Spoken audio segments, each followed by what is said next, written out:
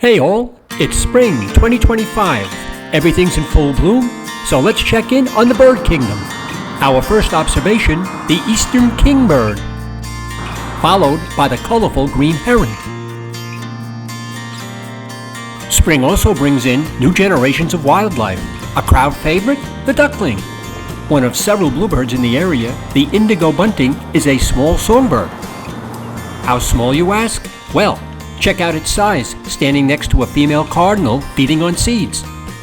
Let's not confuse it with everybody's favorite, the eastern bluebird, which is blue on top and reddish-brown and white underneath. The Easton Phoebe, a small songbird that was not singing when I went by. I'll get the vocal next time. My favorite is the black-capped chickadee, a small bird that's quite animated and really fun to watch.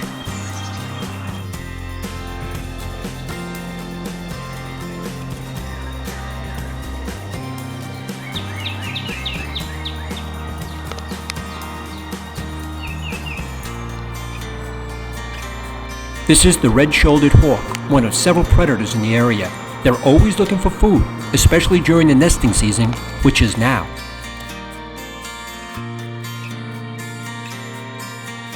The great egret is the largest egret, graceful, tall, has a yellow bill and yellow legs with white plumage.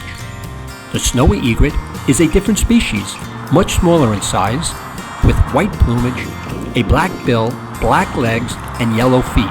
Both are magnificent looking. Here is a great tailed grackle, a striking looking bird with a black iridescent color.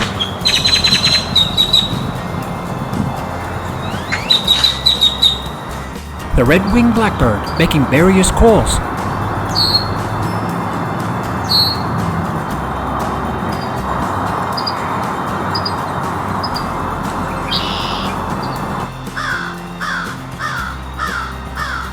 Is that Jeep being chased by a raven? They're big birds, but not that big.